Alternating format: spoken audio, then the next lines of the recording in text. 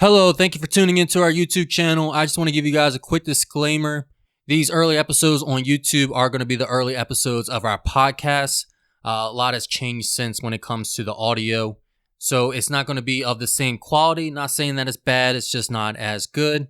However, all the content is still the same, so I'm sure you guys will enjoy nonetheless. Thank you. Make sure to like and subscribe, please. Hello, mainstreamers and cinephiles and everybody in between. I'm Bryant. And I'm Caitlyn. And Operation Silver Screen is a go. Hello, welcome to Operation Silver Screen. This cinema-related operation has created to clear our desks from stacks of open cases. What are these cases? Well, even being the film lovers that we are, Bryant and I have a huge backlog of must-see films that we still need to experience. So each week we'll tackle a film that either one of us or both of us still need to see. We'll then provide a debrief of our week's mission, given our outlook on the film's popularity and significance, as well as providing our opinion on whether or not it is worth seeing, and other fun insights. So Brian, do you want to tell us what film we watched this week?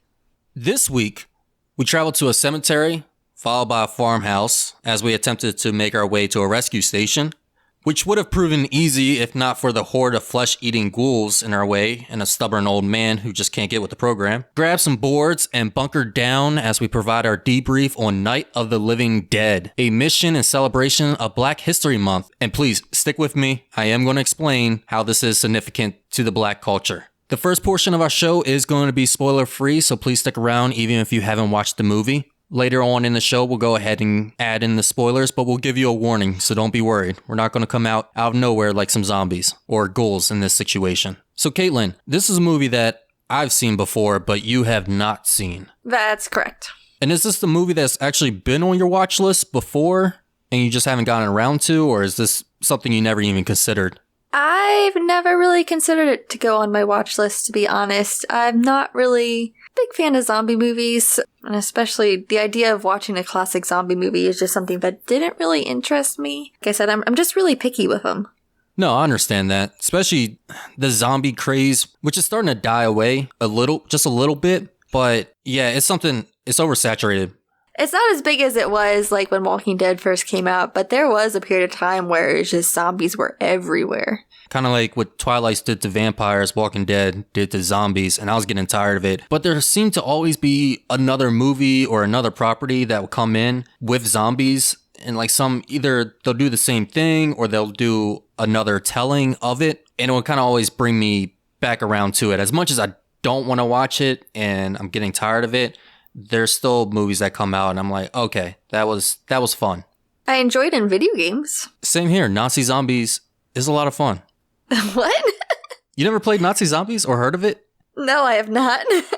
Actually, it's pretty much like this movie. So Nazi Zombies is a Call of Duty minigame. It started out as a Call of Duty minigame until pretty much becoming its own thing where you're bunkered down in a small place. You can like upgrade your weapons and everything, but you're pretty much just surviving round after round, killing zombies as they try to come in through the walls. And you go there, you board up the walls. And like I said, you can buy new weapons. You have to work together.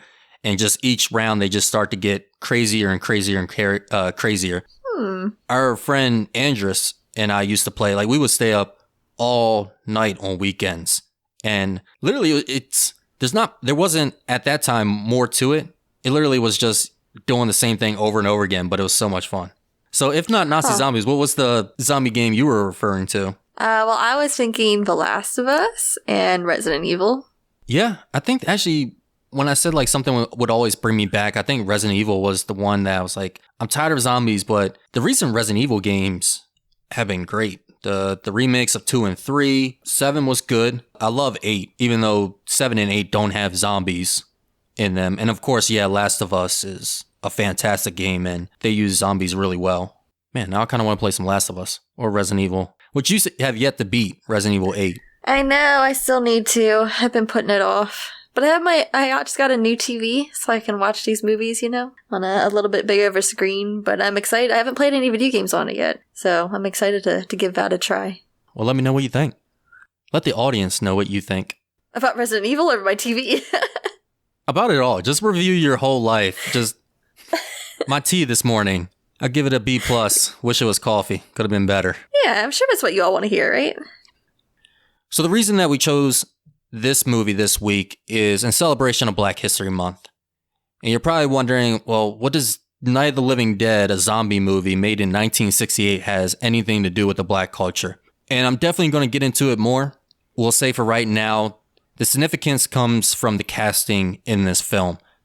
The protagonist is played by a man, the character is named Ben, played by Dwayne Jones. And I'll tell you why the significance is so important. But let's talk about why this movie itself is so popular, because I think everybody pretty much has heard of this movie, Night of the Living Dead. To a lot of people, this is the zombie movie, even though it's actually not the zombie movie. And again, that's something we'll get into. This is still a film that is almost regarded as a must-see for all horror fans, for any zombie fans. This is something that has both been critically acclaimed while being popular. On Rotten Tomatoes, this is certified fresh at a 96% critics rating, and for the audience is at 87%. This is also on Rotten Tomatoes top 100 at number 20 for top 100 horror films. Entertainment Weekly rated this as the 13th scariest movie of all time, which I think if I was to put myself back into 1968 and not watch everything I watched before and was a little bit more sheltered, I could see that, but I think there are some things that still kind of making it unsettling. So as far as awards go, though, this movie has not won many awards. The only awards that it has won is for its Criterion Collection Blu-ray release. It got a couple awards for that release. But like I said, this movie, it's not even so much it being award-winning and everything. It's everything that this movie kind of expired and started to bring upon it. For instance, this movie alone has nearly 30 follow-ups, mainly due to the public domain mess, which I'll get more into. 4 of the 30 were remakes. Also, it has 3 color restoration cuts, which, Caitlyn, I know you watched the color version of this for some reason. Isn't that correct? I did. So I watched,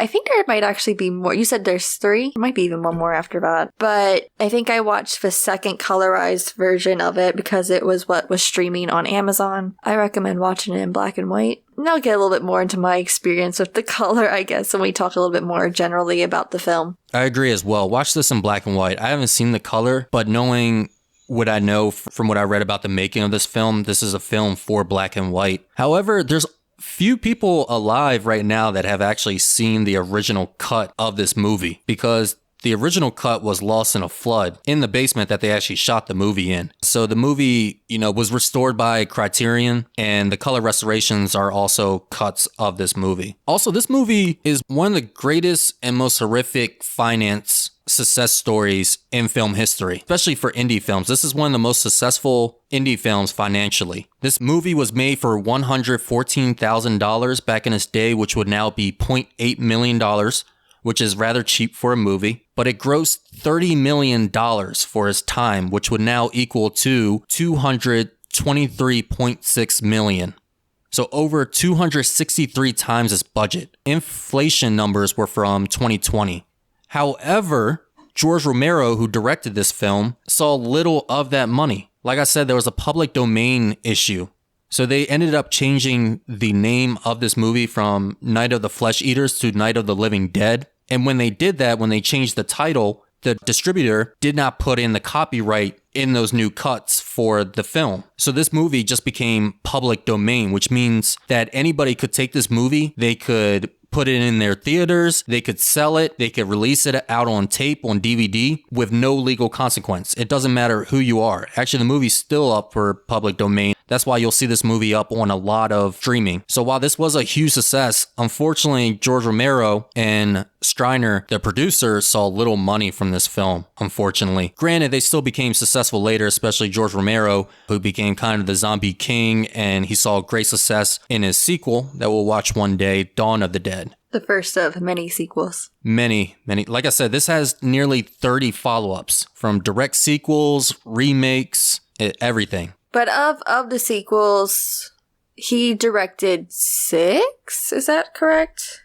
5 or 6? I don't know how many he himself has directed. I know his trilogy consists of Night of the Living Dead, Dawn of the Dead, and then Day of the Dead. Not Return of the Living Dead, which I actually thought was the third entry.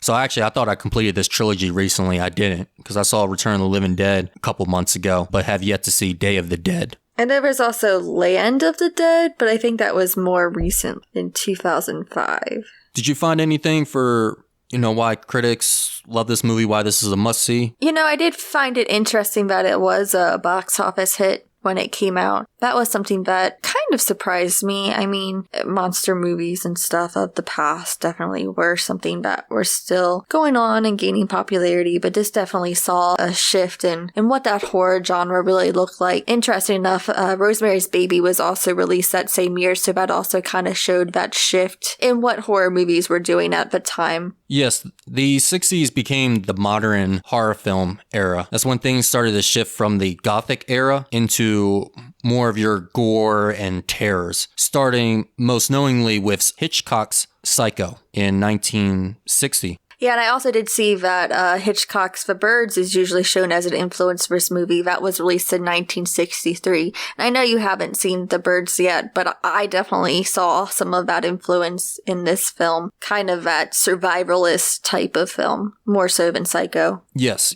I read that, but yeah, as you said, I haven't seen The Birds yet. One day, though. We're going to do an episode on it. But both of us have seen Psycho, right? I have, yeah. It's been a while. The thing I found interesting about this movie, as well as far as the box office success, is that how well it did internationally. Because 12 million of that 30 was made internationally, which I forget sometimes because it's only recently you hear about how many nations outside of the United States have influence on the United States. As far as the box office, the domestic box office, especially China. China's the biggest one. For a while, a lot of the blockbusters were being made to appease to the Chinese box office as well because of how much a big player they were. So it's not something that I was expecting to see in 1968, especially with a horror film. So what do you think of this movie, Caitlyn? I think this is a movie that there is a lot to discuss. Mainly because of its cultural influence, its influence on film, influence on the horror genre. So I think that there is a lot of merit in this film from that regard. As far as my personal enjoyment, I found it a little dated, but that's to be expected. Because when you go back to a movie that kind of started the whole, I won't say it started the zombie genre, but it definitely changed it for what it is. I mean, you're going to see a couple of little, I wouldn't say cliches because it started it, but you're going to see things that you see in other movies. So it is a little different going back to something in that regard. But it's a solid film. It has a claustrophobic element to I like that. It's a solid film. It has a claustrophobic element that I liked. I tend to really like claustrophobic movies, and I think it delivered in that regard. Some of the acting for me was a bit rough. Some of it was good. Some of it was really good, and some of it was a bit rough. But it's a solid film. I don't know that I will rush to rewatch it over and over again, but it was solid. Yes, and for those that don't know, Night of the Living Dead centers around kind of two characters. The first one is a female, Barbara, who goes to a cemetery with her brother. And during their visit to the cemetery, their brother is attacked by a ghoul. Again, not a zombie. And she runs to a farmhouse where she meets another character who then becomes our main protagonist, Ben. And they have to shelter down in this farmhouse or try to find a way out while there's a horde surrounding them. And then find out later that there's other individuals in the house who in some ways helps, but in other ways create more obstacles. So I will say Barbara's actress, Judith O'Dea, she actually reminded me of Saoirse Ronan a little bit. Not as good of an actor as Saoirse Ronan, but in the face, she looked like it. Maybe it's also because I was watching the colorized version. I saw a little bit more. No, I definitely see that now. Yeah. Yeah, that's so the whole entire time I was watching her, that's all I could think about. So, if I ever do another remake of this, contact Saoirse Ronan for the role of Barbara. I saw this film, I'm trying to remember when, I want to say 2018 when this had its 50-year anniversary. And that was the reason I watched this film, because I don't remember why I watched this film. I just put it on. I think I saw it on Netflix, and it was just the day I decided to watch it. But once again, I was surprised by a black and white film. I always kind of tend to set the bar a little bit lower. I'm always preparing myself for things to be dated, for things to be cheesy, for things not to be done at a modern standard. And I always forget that a great story can be designed at any point in time in history. Yeah, there are some benefits that we now have in modern filmmaking, but a story is always going to be a story. And that's what I found really good about this one, even though it's a simple story that we've seen done over and over again. And yeah, this does possess some cheesy parts, but it has, and also not all the effects hold up. There's some eating that you can tell that, okay, this definitely not human flesh. Not saying you should get human flesh, but hey, we can kind of tell it's not that great. No, Caitlyn, for you more so with the colorization. Actually, for me, watching the colorization with the eating of the human flesh, which is actually ham covered in hot chocolate sauce for blood. Actually, I got a little queasy looking at him eating that human flesh. I think it held up. I don't think it looked like ham to me. It just looked slimy and pink and gross. So I was like, this is disgusting. So I thought that actually holds up pretty well. Maybe it's a personal thing for me. I don't think I've seen like any kind of eating of humans that has made me unsettled in movies. It's still an unsettling act, but I never got grossed out. Yeah, I'm usually better, but I don't know. Something about it. It just looked like slimy. It just looked slimy. Ugh. You're not the only one. People back in the 60s, that was a huge thing with this movie. They did not appreciate that moment at all. Well, some people did. Other people walked out of the theater wanting to throw up. Yeah, I mean, I didn't throw up, but it was gross. I will say too, talking about the colorized versions real quick. So the first colorized version that they did had green zombies. So the zombies were colored to be green. And then the second colorized version, which is the one that I watched, they were normal skin tone, maybe a little bit paler, but I feel like that would have ruined it for me. I feel like that would have made it even more dated if they had done green zombies. Yeah, all of them would have looked like Frankenstein's monsters walking around. Mm-hmm, yeah. But I was still enthralled in this movie. I think the tension was done well, which was done by solid performances. Yes, there are a couple people, well, there's one in particular that his acting was not that great, but you don't see too many scenes with him, so it doesn't hurt the movie. And again, for a simple plot of being stuck inside of a house with only a few other characters, kind of that almost a bottle film, almost. It keeps it interesting. You know, there's some added elements and story points in here that make you wonder what's going to happen next, or in this situation, what's going to go wrong next.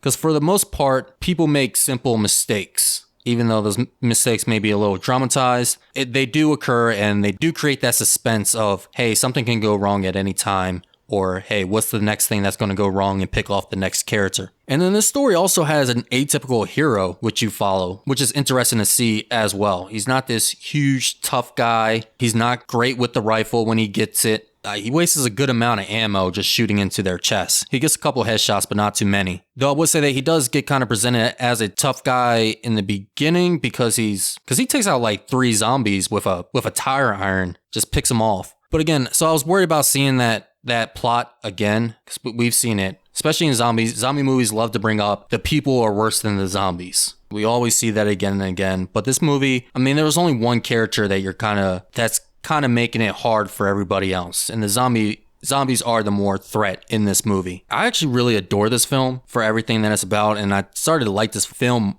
even more when I started the research back when I first watched it, and again, doing some more research for this film and watching it the other day as well. This is a movie that I consider to be debatably one of my favorite horror movies. Like if I was to create a top 25 list or something, this will be up there for me, even in today's standards. Yeah, for me, I think the story lacks a bit for me. You said that you feel the tension. I didn't feel much tension at all. I feel like not really a lot happens in this film. I feel like most of the film is spent hammering nails into wooden boards and watching and listening to news reports.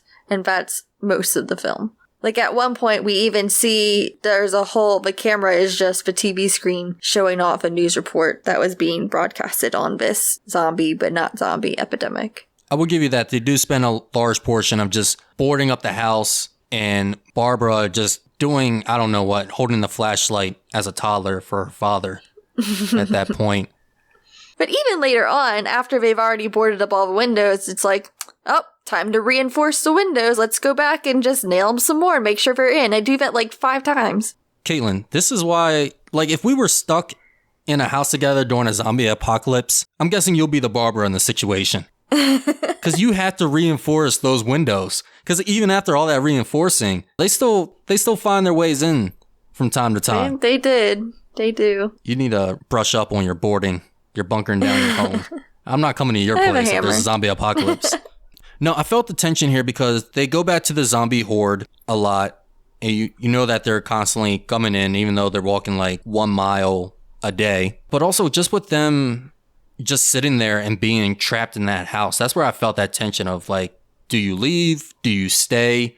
And then also when the character Mr. Cooper comes upstairs and starts to interact with our protagonist and starts to create that tension of, like, hey, no, what we have to do is go back downstairs. And then like, no, we're going to stay upstairs. And it creates that power struggle in the movie. And I like to see that as well, especially seeing Ben, who plays a strong character. And I just like to see him he wasn't having anybody's crap. He's like, no, we're going to board up windows and we're going to stay up here. I love that line where he's like, I'm in charge up here. You can be charge of the cellar. I don't care. Just get away from me. I felt his agitation. He played agitated so well. He was a good performer. I really did enjoy his acting a lot in this film. Yeah, and I don't blame him for being agitated. It was one person after the other. He's like, can I get one competent person? Just one. He was surrounded by incompetency. He was. So, I mean, were you bored through this film as it was going on, or you just weren't feeling it as much? I will say the beginning bored me. There was actually a time where I watched the beginning of this film, about the first 25 minutes, and I realized I had kind of checked out. So I had to actually rewind and start the film over from those first 25 minutes. After that,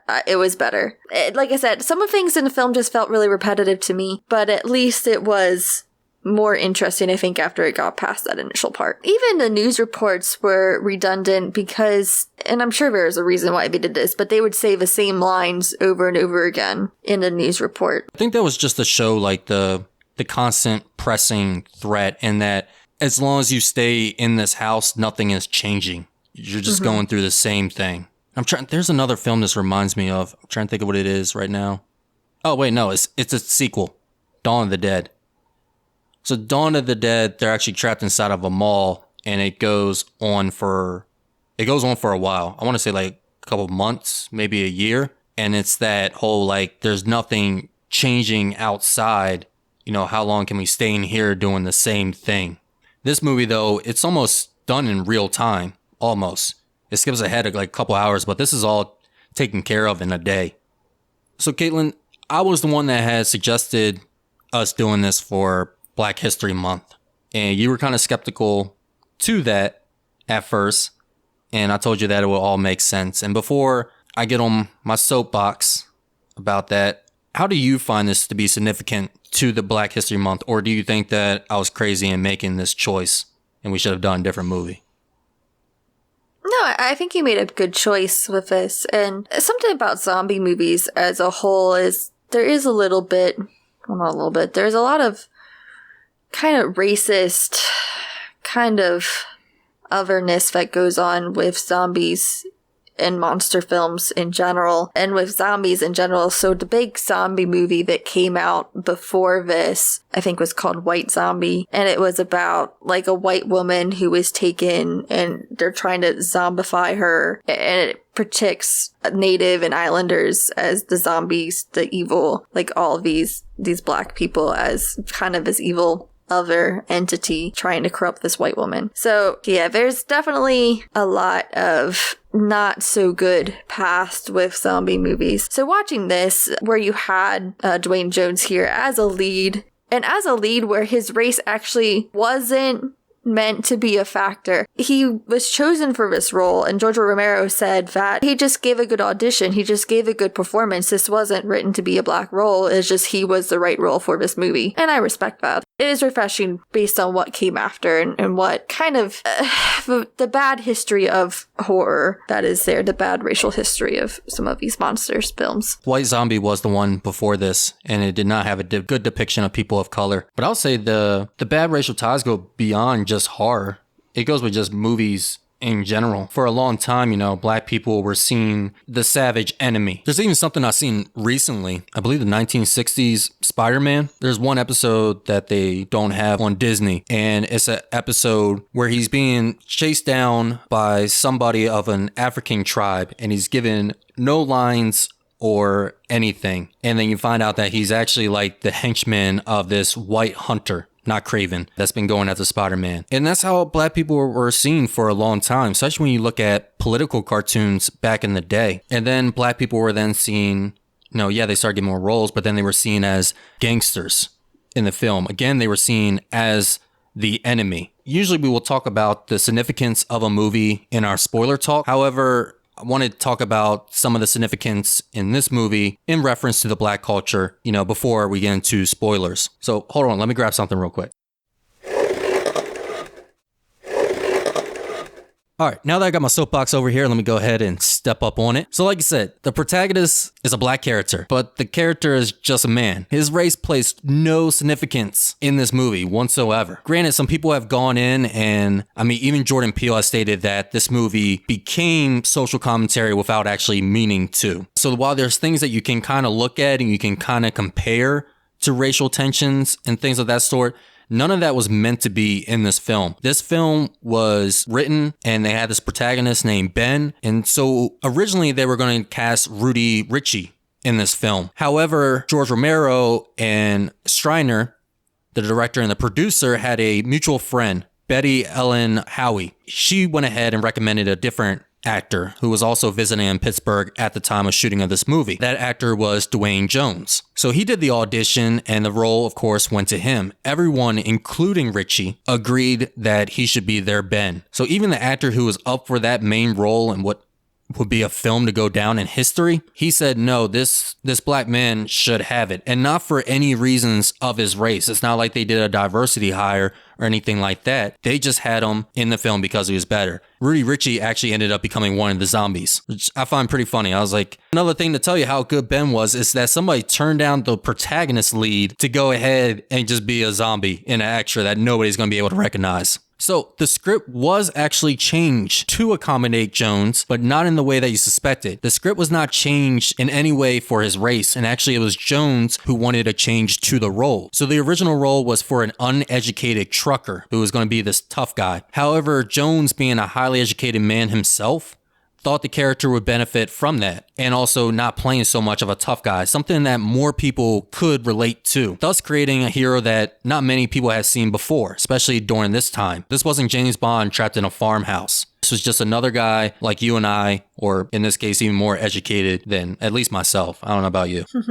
Your hidden masters and everything. But this is what I was talking about with the atypical hero, you see. And then when I say he was highly educated, and why I say he was even more educated than myself, is Jones was an actor and a teacher during the filming. He had a bachelor's and later he got a master's in communication, and he was getting that master's while he was doing the shooting of Night of the Living Dead. So in between shoots, he was going out and getting his master's. He even studied at the University of Paris. He's also developed a lot of fantastic programs for people. He was teaching a lot of people that were deemed uneducatable. He actually has I'm not going to get into his whole profile because literally we could do a whole show on him. And actually after this, I'm going to go ahead and finish the interview I was listening to for him before he had passed away. He has just a great profile. Yeah, I definitely feel like the ability to teach is a true sign of intelligence. And his casting is significant because until recently, and I say until recently, I'm not talking about until the 21st century. I'm talking about, I would say somewhere in the 2010, where if a black person was to star in a film, they would usually play a slave or they'll play somebody in a hood struggle movie. Especially like for the award winning and the Oscar seasons and everything, you have all those slave movies that start coming out, or you have the white savior movies where the teacher goes in and they go ahead and they teach all these down on their luck inner city kids. And this misrepresentation is not shared only amongst black people. It's of all people of color. A lot of times Asians were casted as kung fu masters, Latinos as cholos, and so forth. And growing up, I had a thought, and it was a very simple thought. I'm not going to be like those social media posts where they say their children had some great like thesis statement that they made in front of them during breakfast when they spilled milk or something. But no, I did have a thought as a kid, and it has stuck with me. Of course, those listening don't know my ethnicity. I am black and white. And growing up, I used to wake up in the mornings and watch Saturday morning cartoons. I still love cartoons. And I remember as a child wondering, why were the black kids in these cartoons usually playing the sidekicks or the best friends? And they were usually nerdy. Like they weren't like these brave heroes or anything. I don't remember exactly the show that I was watching at the time, but I do remember some shows that were supporting that thought for me at that time, which was Fairly Odd Parents and Danny Phantom. And I'm sure if you look at it, there'll be other ones such as Kim Possible as well. And yes, black people did have main casting roles. I'm not saying that. I'm not saying Hollywood was not casting black people mean, but they were usually family sitcoms. We had Fresh Prince, Kenan and Kel, Proud Family, Family Matters. Want to go way back, Stanford and Sons. But that was it. It was always these family sitcoms. You didn't see any shows other than like Static Shock, where a main black character was off on a sci-fi adventure, or they were a superhero, or again, they were like Ben in this movie, where he's the one that has to make all these choices.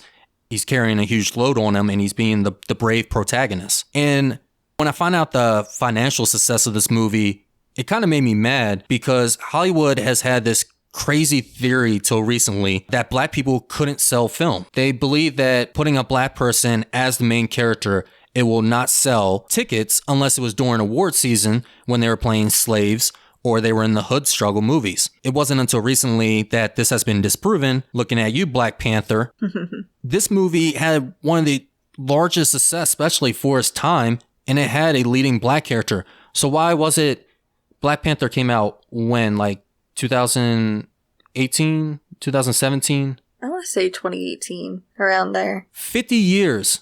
50 years and Hollywood still didn't believe that a black person could be casted in a main role and sell a film and make ridiculous amount of money. Or at least you have a black protagonist that is meant for an audience of any color. You know, I think we saw a lot of movies that were specifically targeted to a specific demographic that might have, but the idea that a white person would go to a film and see a movie about a black hero would, for some reason, is out of the realm of possibility until films like this, films like Black Panther. Which is crazy, because all the other races outside of white were going to see white protagonists. So why wouldn't white people go see people of color being protagonists? It doesn't make any sense. Of course, you can theorize it and conspiracy theories and everything like that. I'm not going to, go into that realm. Yeah, POC are supposed to be able to relate to anyone, but not white people. No. That's out of their imagination, I guess. And this was during a time of racial tension. Like, this was 1968. I believe it was this year or the year before Martin Luther King was just assassinated. It was in 1968. It was April, I believe, 1968 that happened. Yeah, exactly. And the country was being brought together, but still divided. And not everything was fixed in the 1960s. Not everything was fixed after Martin Luther King made his movement. There was still plenty of segregation in the country, and this movie still made a lot of money. So it made no sense why the next 50 years, why Hollywood had this idea, and it's only until recently. Granted, I'm glad now. I love now seeing recently with movies like Soul, which, yes, been a bit odd to have a white character be the protagonist of a jazz culture. But again, they could have switched the music. They could have done La La Land. They could have done something else. So to have Soul and be that main character. Recently, I watched a movie called Swan Song. There was another movie this year I'm thinking of, but there's more roles now where people of color can be the protagonists for something where the color of their skin is not of any relevance or significance. And it's not just about putting people of colors in movies or having them recast for diversity. We just want it normalized. Like, there shouldn't be any thought when a black person or a Latino or an Asian person is the protagonist. You should just be looking at the screen and be like, oh, there's a person on the screen. Not saying that we all have to go colorblind and everything, because that's just ignoring the reality, but there's no reason that this shouldn't be normalized. Especially, again, Dwayne Jones proves it in this role. He's the best actor in here by far, and he's playing the strongest character. And I would go to say, like, if I was to make a list, like, this is just one of the strongest characters in film for the situation that he is in. But let me kick this soapbox off to the side. That's why I chose this movie.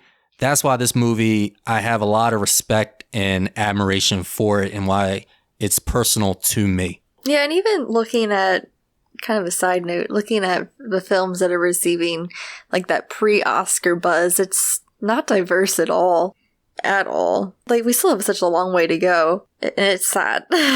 It is sad, and we do have a long ways to go, but we're making progress, at least, and it seems to be, the momentum is still there, I believe. I believe the momentum is still there. Yes, this award season, and I think maybe even last award season, the awards are still being criticized for lack of diversity. I think right now, like, the film industry is kind of broken up in three groups. You have your indies, you have your box office, and then you have your award goers. And I think the box office blockbusters and the indies are being more diverse, and it just has to catch up to those award producers who do have a greater history of doing this. And I'm not saying it's anything on purpose. I'm not saying the Weinstein Company is racist, even though the Weinstein Company has some other issues.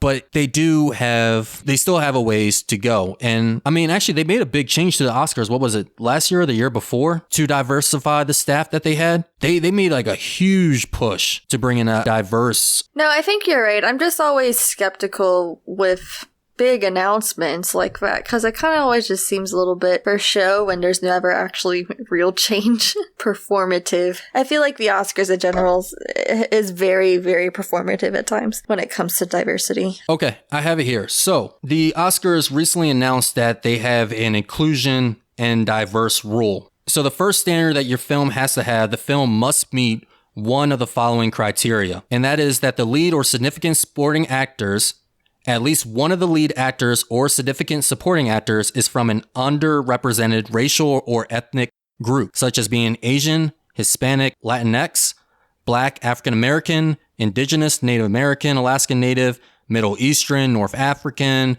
Native Hawaiian, or other Pacific Islander, other underrepresented race or ethnicity. And the list goes on and on. Yes, in the film. Yeah, well, that takes out Power of the Dog. That ain't have that.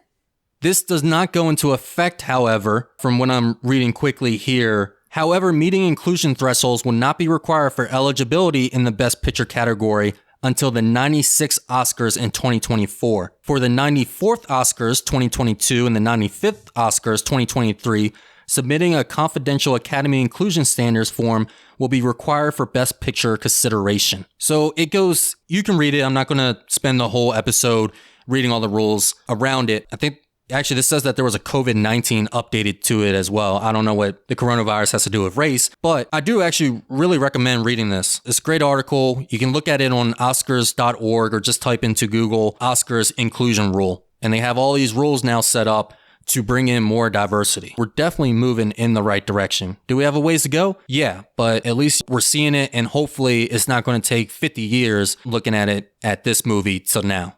I'm done. I'm off the soapbox. Got to move that to the side before I trip over it.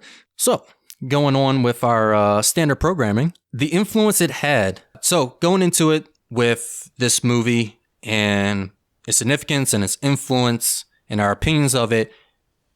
Next, we're going to talk about the influence that this movie had, because most people believe that this is the zombie movie, but it's not. Like you stated, Caitlyn, White Zombie was the first zombie film. The creatures in this movie are actually defined as ghouls. While they are living dead and is what we consider to be zombies, they are not zombies. Yeah, the word zombie is never used in the film at all. No. And Caitlyn, what else did you find on the influence of this film? So something that I actually found was interesting was that Romero cited the novel I Am Legend as a reference to this film. That's a novel by Richard Matheson that was written in 1954. Many of you know the Will Smith film I Am Legend. It's a vampire story. So I've read most of this book, and it's been a while. But one difference between the film I Am Legend and the novel I Am Legend is that the novel definitely leans more towards the vampirism than the film does. The film definitely has a little bit more of a zombie-ish vibe. But you definitely still see parallels to zombies in the novel, and the idea that the main character is trapped in his house, and outside his house are these vampire creatures that are just trying to get in the house. He's boarded himself up inside. So that was very interesting to me. Like I said, I like that movie. I've read the book. He credits a couple properties as far as giving him inspiration or actually directly influencing him to create this film.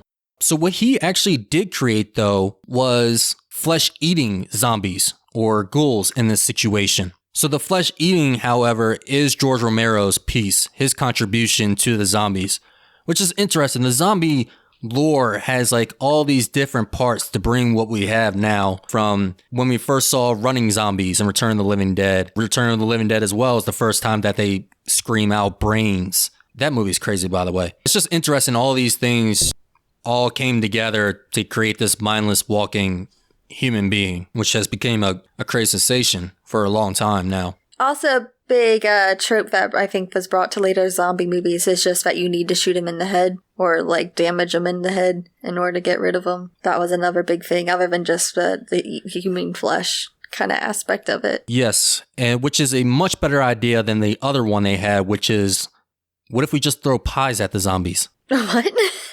Yeah, while they were sitting around trying to figure out how they were going to kill the zombies, they were just joking around and said that, what if we just throw pies at them?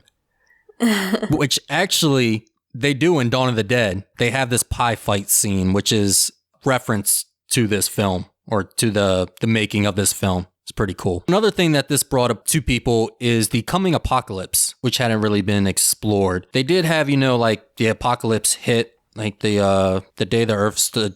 The last man on Earth. They did kind of have like the apocalypse is already here, but this was like one of the first movies that had that pending doom on it, and that just like, oh no, now the whole world is being hit by this. Yeah, and I have an idea of why that is that we can talk a little bit more when we go into the significance for its time. Okay. I think this movie can be seen as contributing that people can be more of a threat than what the zombies are or what the creature is. Yeah, I thought one line that I thought was interesting was when they were talking about they're not really that strong, and then someone else was like, well, they're strong when they're in groups, when there's a whole bunch of them. And I think that's something that we also see in a lot of zombie movies that came after.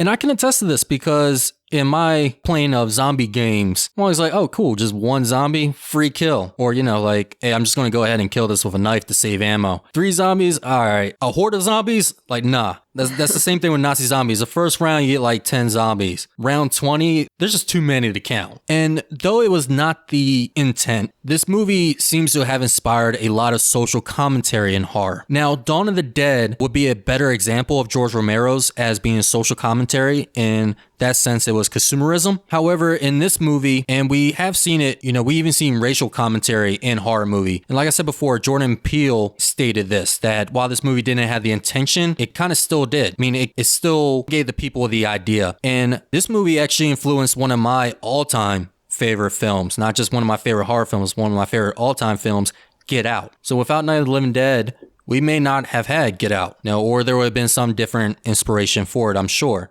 Were there any other influences that you saw? I think just from a budget influence, it also had a huge influence on horror. I mean, like we said, it is low budget. Indie horror is something that really exploded with films like Texas Chainsaw Massacre, with Halloween by John Carpenter. But those films, I definitely think, can thank this for that as far as making something out of such a low budget. And the interesting part this plays as well with horror, like I said before, this was starting to get more into that modern horror, that more of tangible threat right in front of you, more of like that the creatures and things like that, or another person. Because before this, there was again a lot of gothic horror, which, Caitlyn, I think you'd be able to describe gothic horror better than I would. Was it gothic horror? I thought it was more monster horror.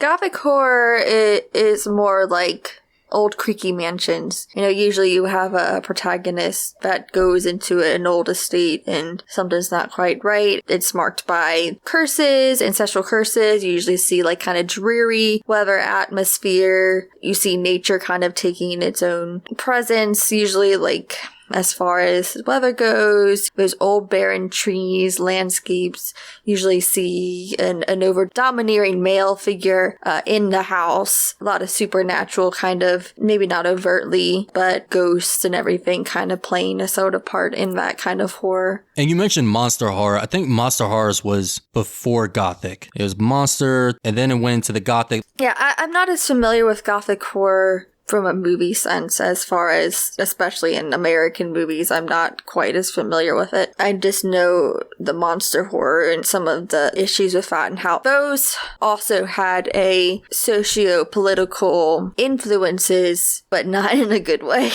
Usually when you'll see monsters, invaders, usually signifying that kind of other.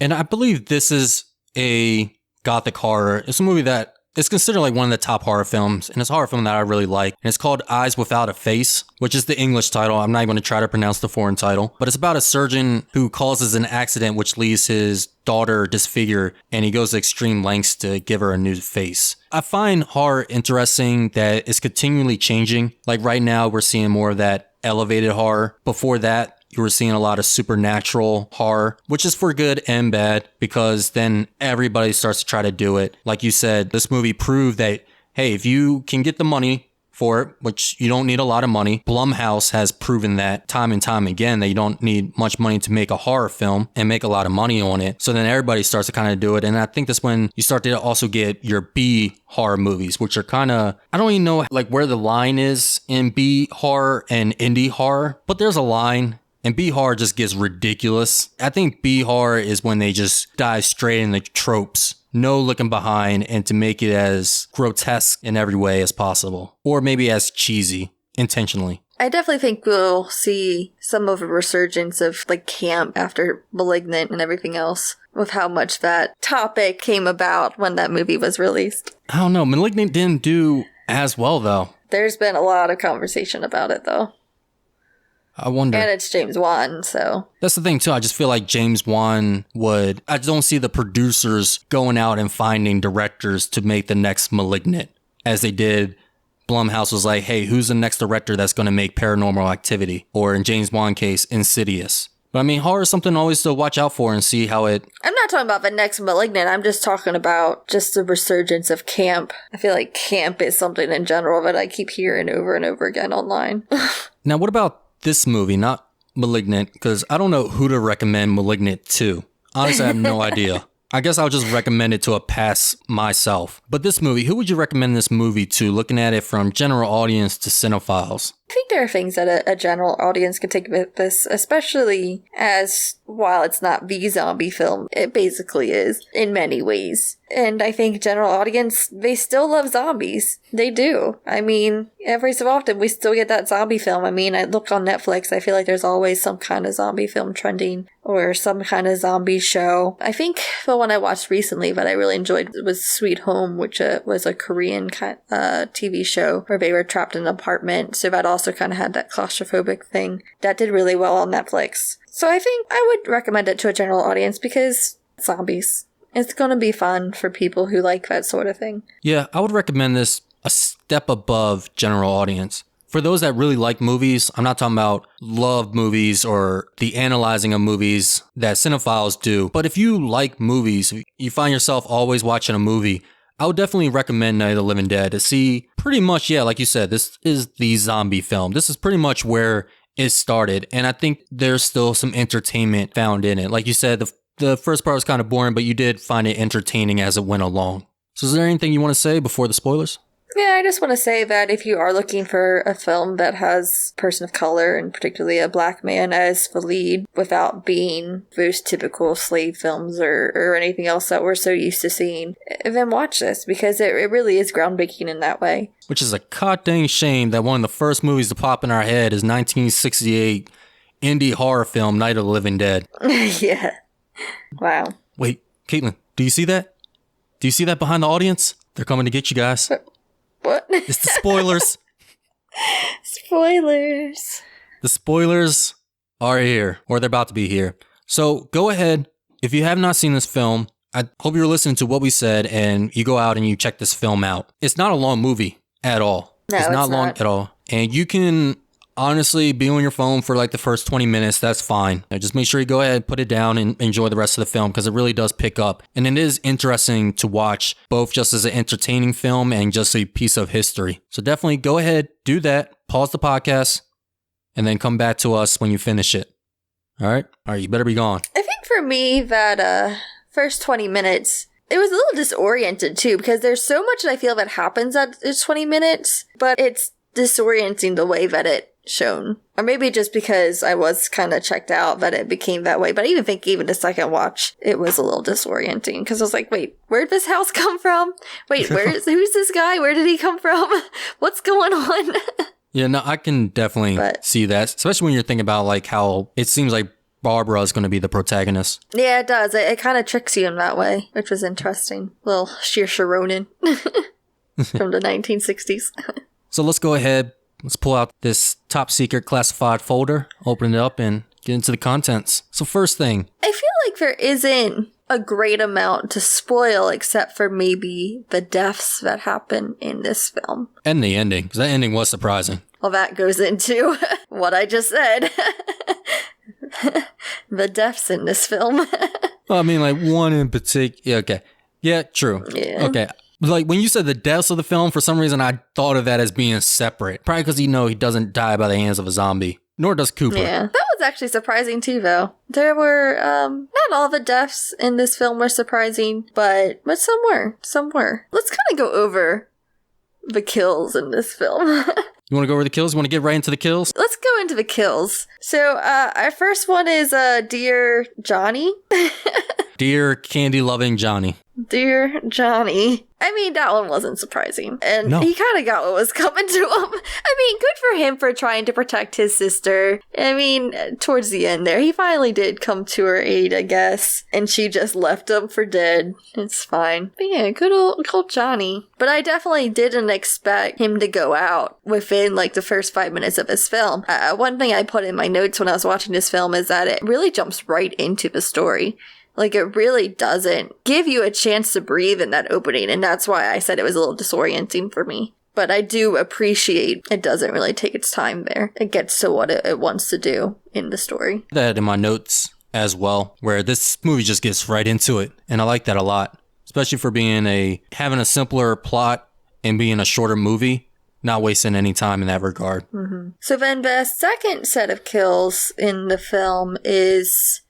I'm blanking on what the younger man's name was who was in the cellar and his wife, Judy. And Judy kind of interests me. Like, I know that she was going to die because she kind of had that 60s look. She was the 60s pretty good look. The kind of Bardot, Jane Fonda kind of look to her. And I was like, oh yeah, she's going to die. They set her up for that.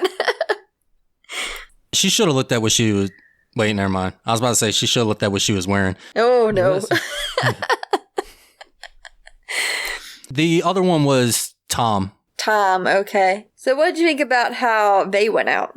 They went out in a interesting way that is a bit dated of how, like, it was executed. Mm-hmm. Because this movie, a lot of things happen, but it's kind of slow. So it's like, oh, you would have had plenty of time to get out. But again, if this was made during the modern times, they would have shown all of that, and it would have happened in a more sensible time, and I can understand them blowing up by the car. Honestly, if this was done in modern times, the car would have blown up on the spot, Ben would have just been hurt, and then they would have just moved out of the way.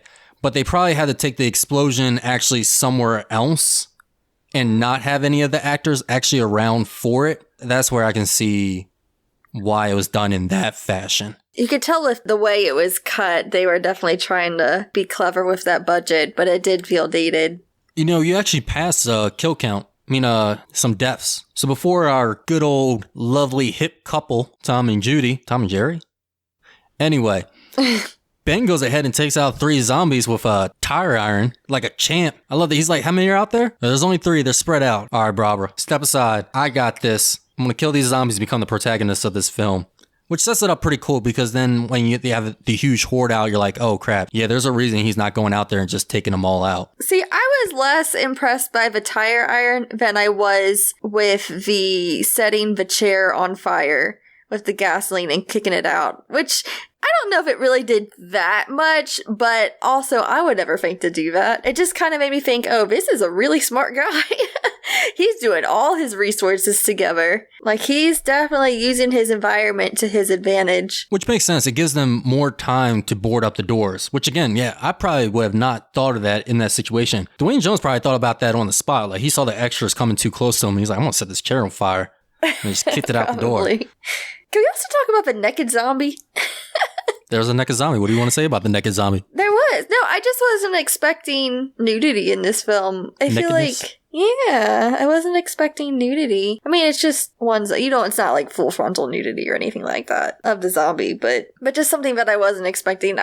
Yeah, that was interesting. I kind of have a view on older American films, and I don't know if it's entirely accurate, but I definitely have usually seen them as less progressive as far as nudity and sexuality as more foreign films, especially France, of course. But it did surprise me to see the naked zombie. I was actually going to mention Repulsion, which the whole movie deals with this undertone and this theme of sexual oppression, and it actually has a rape scene in it, but it was directed by Roman Polanski, a French director. So I'm guessing, I don't think that really accounts for American cinema. Yeah, also with Roman Polanski's background, isn't he? Yeah, I hate it, but I love his earlier movies. I actually own Repulsion on Criterion Collection DVD or Blu-ray. But yeah, no, I don't agree with the man at all. But I'm going to hold on to those movies. But no, screw you.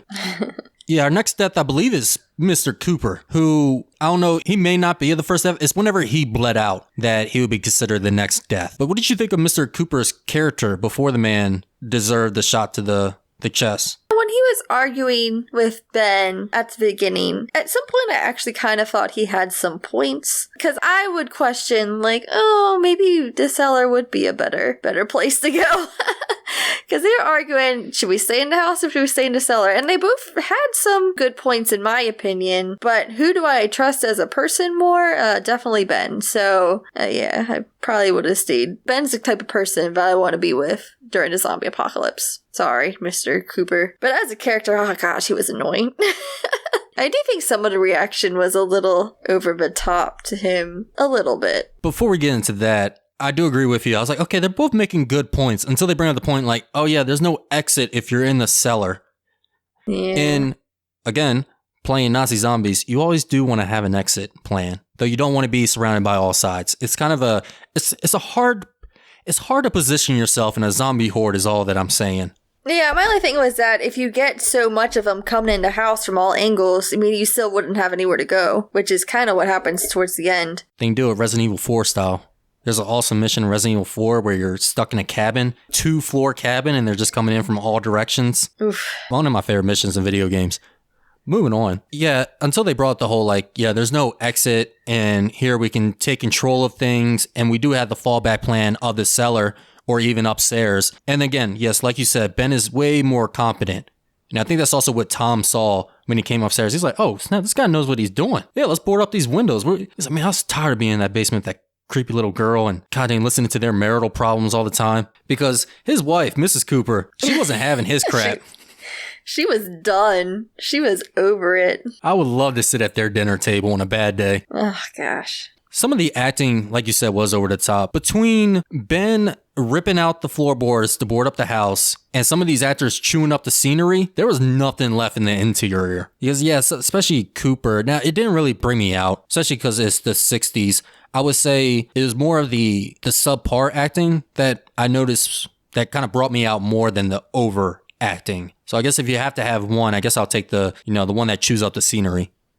Actually, when I was talking over the top, I mean, I think that some of the negative reaction to him was a little over the top. Like, I wouldn't say he's a sympathetic character, but at the same time, there is a lot going on, and you got Barbara there doing literally nothing. So, I don't know. I think maybe the reaction was a little harsh towards him.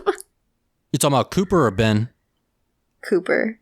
But I was confused what happened during that truck scene, what he did. So the plan was for him to throw the cocktails, and then it kind of got a little jumbled for me, and I kind of lost track of what was going on. So the cocktails were going to scare away the zombies while they were scared away from the truck, because they were going to move away from the truck because they didn't want to be by the fire. They would go ahead and move away from the truck. They would get in the truck, fill it up with gasoline, come back, pick everybody up, and drive off. Mm-hmm. I knew that was the plan, but then when it came to what actually happened, I was a little confused. It didn't work as well as they had hoped. And then you had Judy who stepped outside for no reason. But I didn't understand why he blamed Mr. Cooper.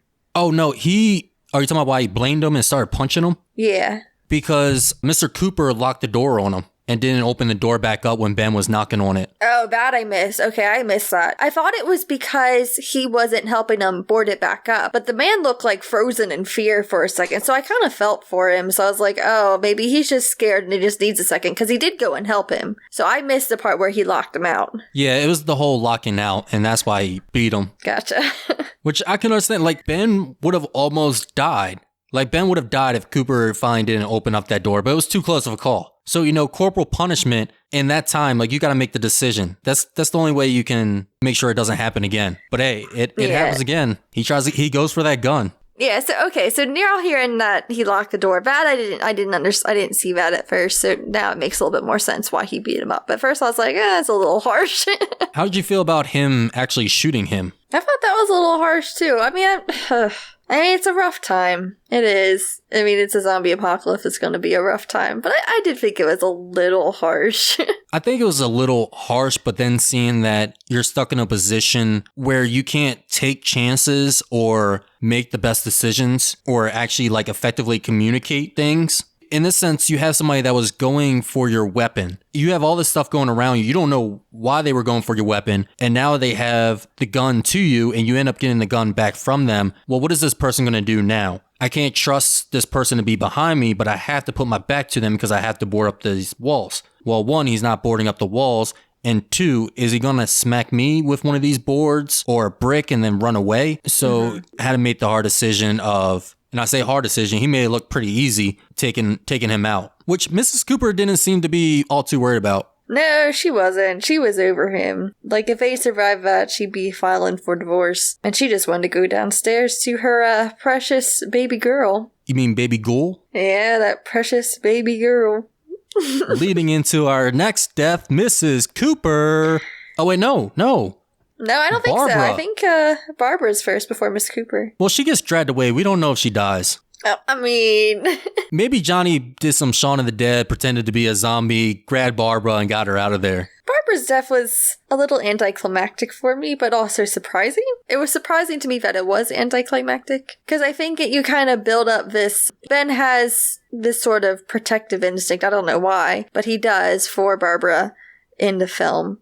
So... I don't know, I kind of thought there would be a little bit more impact. Thought she would go out in a little bit bigger of a way, but nope, she was just grabbed, and that's the end of it by her dear brother. No, I think this is where it hurts that we've seen so many zombie films before with this film, is because that would have been a real surprising moment to see Johnny come back. Because at this point in the film, they do not discuss that you can be turned into a zombie. So seeing Johnny as a zombie coming to get Barbara, that would have been a shocking moment. They talked about it extensively in the news reports. Well, they said like their bites may possess some type of disease or something, but they never said they transform into a zombie or ghoul. No, they were talking about that the way if you died, like within minutes of you dying, you would come up and be a zombie. Oh, okay.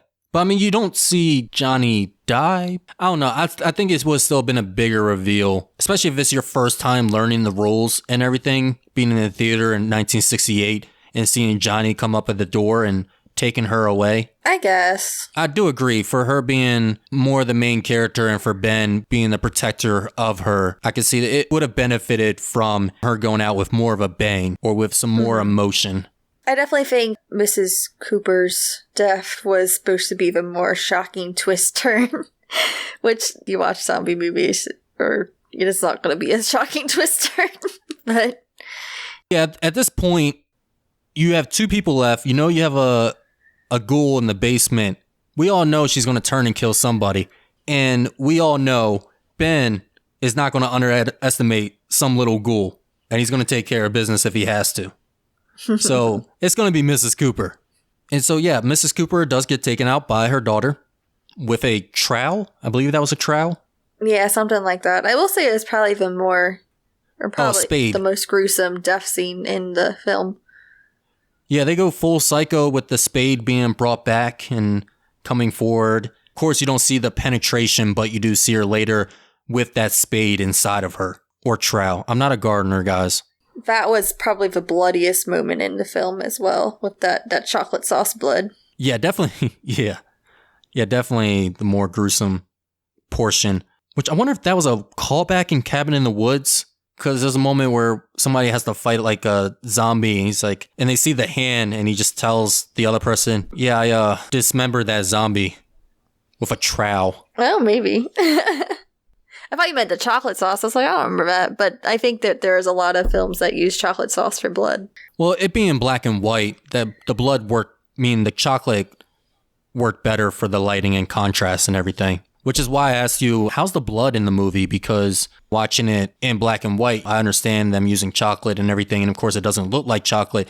But wouldn't it look like chocolate in the actual movie? But you said it just looked really dark. Yeah, it just really looked really dark. And you can kind of feel like, oh, maybe it's just like a dark red. So, unfortunately, there's only one person left in the movie. And you may think, wow, all right, so we're done with the game. No, come on up, Ben. You're our next to die, unfortunately. And Ben does die, but not by the hands of a ghoul or the usual ghoul that we see. No, he is taken out by the community, I guess you can say. Basically, the lawmen and some other people become, I don't know, it becomes local martial law almost. And they're going out and they're just sweeping the plains and everything and taking out all the zombies, which I thought was pretty cool. We never really see like the zombie apocalypse get taken care of. Granted, it doesn't get taken care of because we do have a sequel and 30 follow-ups. So they're going through, they're killing all these people. They see Ben step up to the window. He does have a weapon in his hand,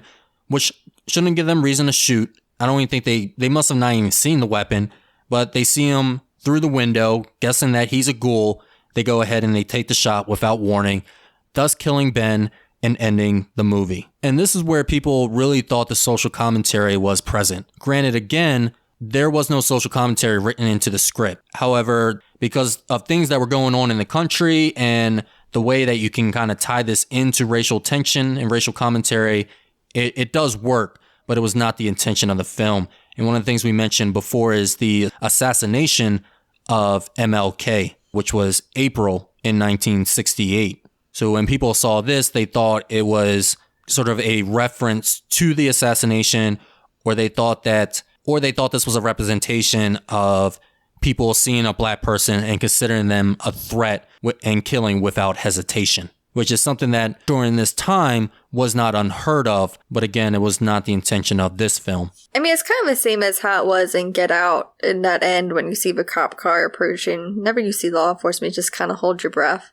And I did see that this film didn't have any, or George Romero didn't intend for there to be a social commentary. So when I was watching this, I had that fear as soon as that scene started. But in the back of mine, I was like, well, maybe it won't happen that way. Maybe it won't happen that way. And like, I was really hoping that wasn't how it was going to go down.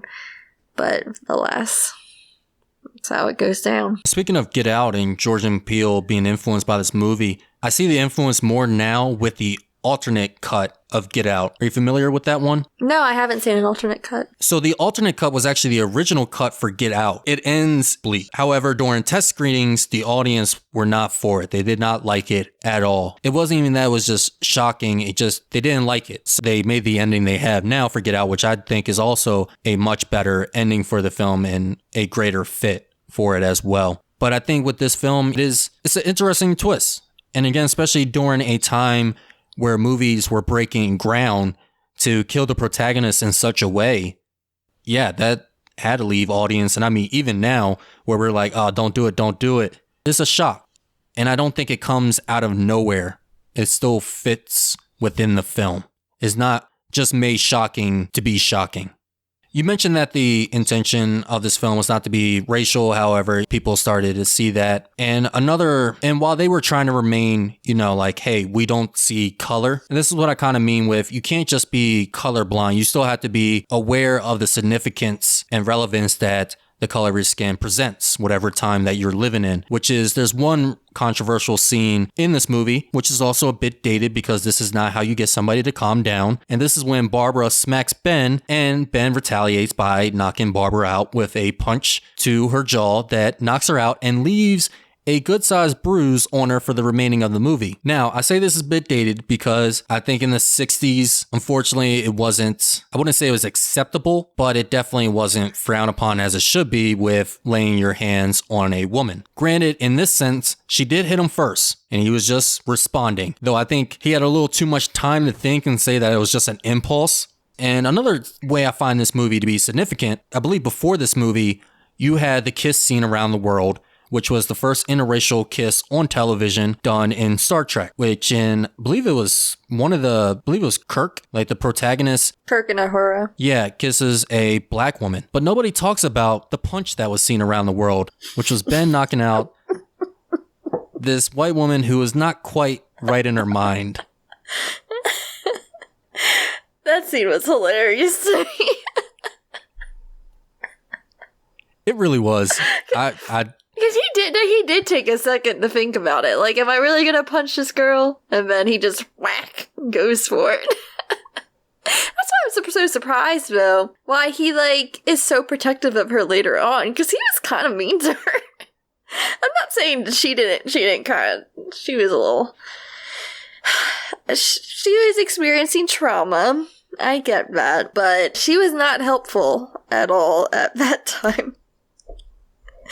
That whack. It's kind of what everyone wanted to do, but it did surprise me. I mean, he did so in somehow a gentle way. Like, it doesn't look like the worst punch I would ever have to take. And this was during a time when they believed that smacking somebody or hitting somebody would get them out of a state of shock by presenting another shock to them, kind of to bring them back. You'll see that a lot, where they're like, snap out of it. And they just slapping them around so that, they straighten up.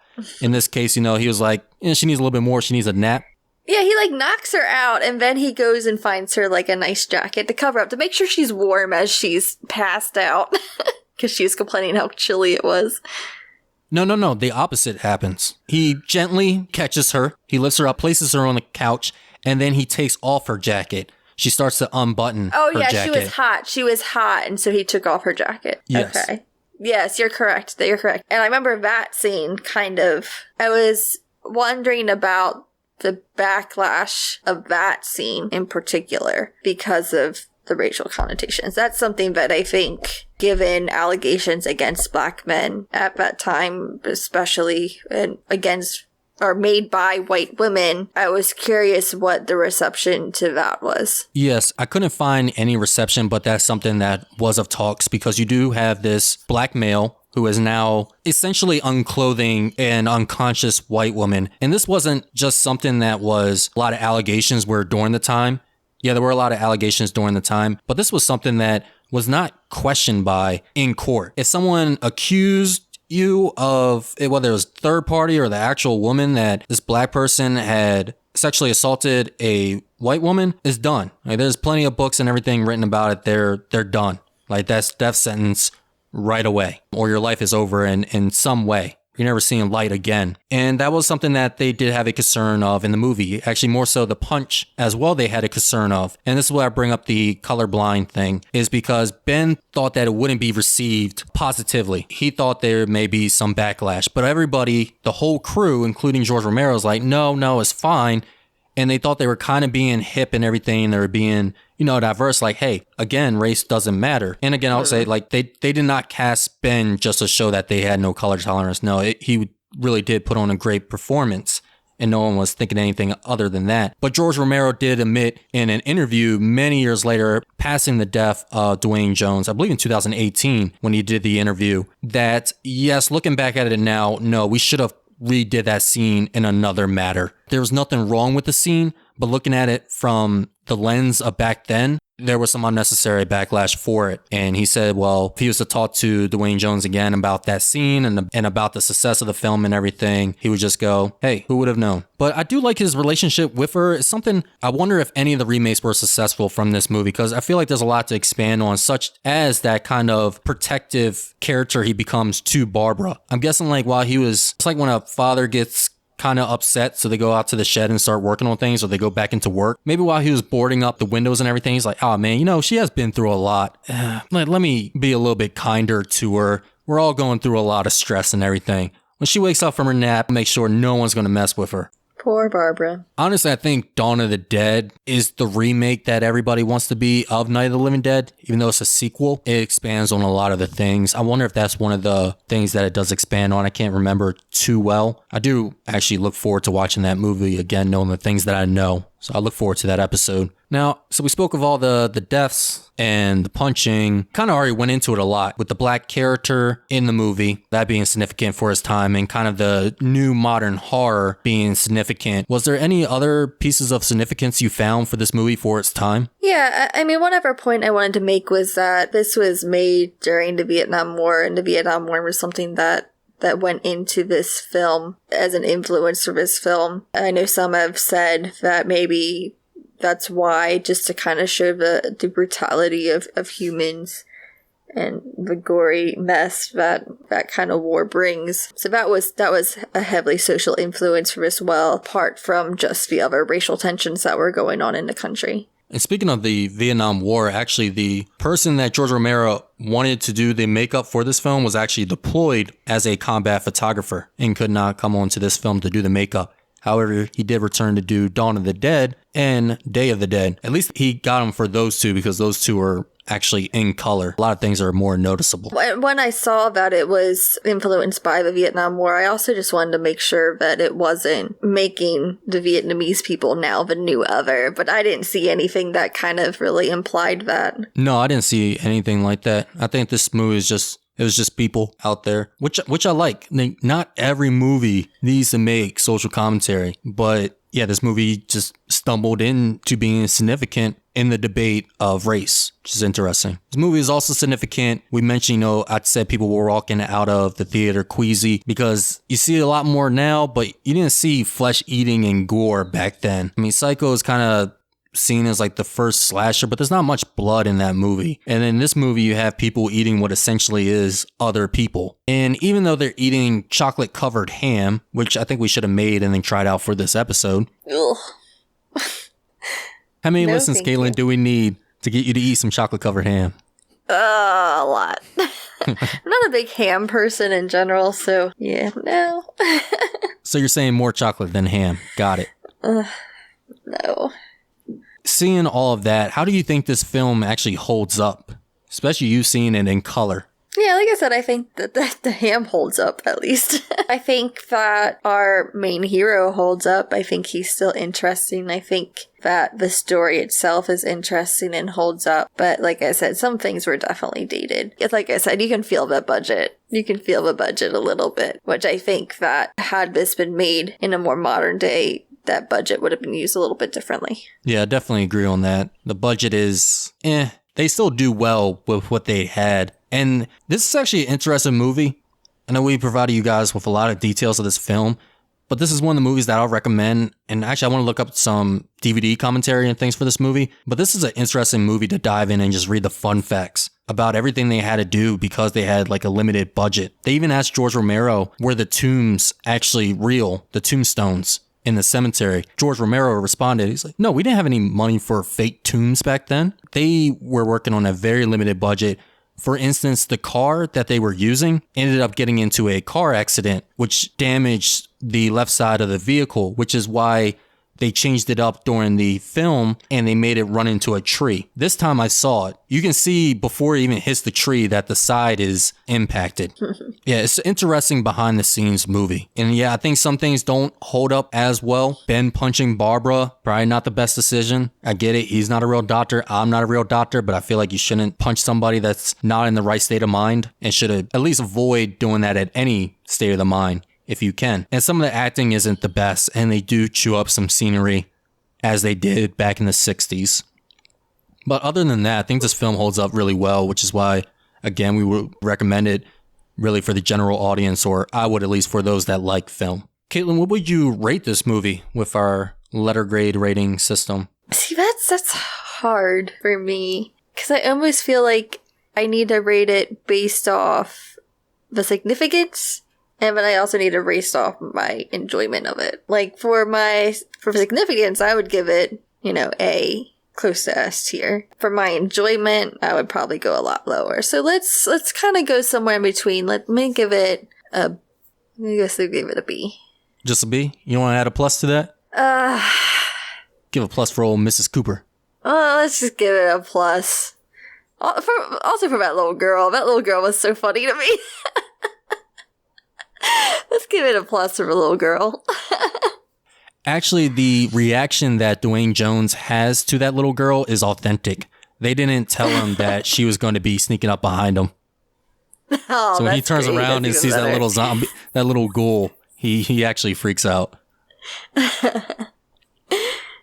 Yeah, I'm with you on this film. I love this film a lot for its significance and for its time. Like I said, it's a simple plot. Not everything works out the best. I still enjoy the film, so I'm going to go with a solid A. I'll go with an A-. I'm going to go with an A-. Yeah, and it's hard for me just because, like I said, I don't really care for that much zombie media. I mean, I do enjoy it now and then, but this being what began kind of the cliche zombie movies that we see, I mean, it's a master for doing that, but at the same time, it's still a story that I don't particularly enjoy too much. No, I understand that. And actually, I would give this movie a solid A, now that I think about it, because this was my second time watching it, and I still really enjoyed it. So you're talking about the first time I watched it, knowing everything I know about zombie films, and now rewatching it, knowing everything I know about this film, and knowing everything I know about zombie films, I still enjoying it as much as I did. I'll have to give this film an A.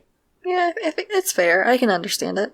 Like I said, the significance and what it did accomplish for its time, it did a lot.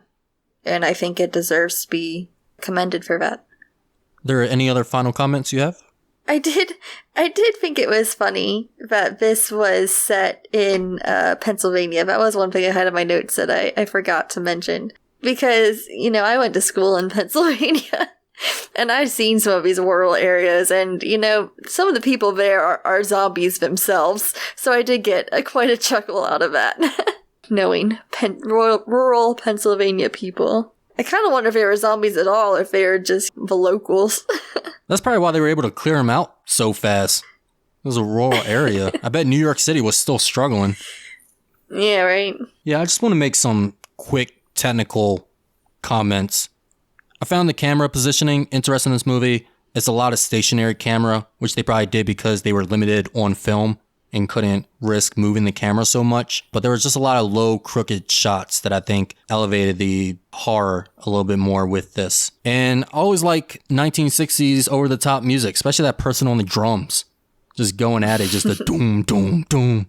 So, Caitlyn, what do we have for next episode, which is going to be continuing into Black History Month? So next week, we're going to continue our films for Black History Month, and we're going to Spike Lee's well-known film, Do the Right Thing. This is one that neither Bryant or I have seen, so we'll be interested to see how we think about this one. Yes, I think I've only seen one other Spike Lee film, so I'm looking forward to seeing this Spike Lee joint. But in the meantime, if you do want to hear more from us, you can always look at our social media. We're on Twitter and Instagram at OpSilverScreen. We're also on Facebook at Operation Silver Screen. We mentioned in our last episode, me and Bryant have now gotten letterboxes. So if you want to see some other movie reviews from us, I'm going to link those on our social media page so you can check us out then. Looking forward to seeing you guys on the next mission. I'm Bryant. And I'm Caitlyn, and this is Operation Silver Screen.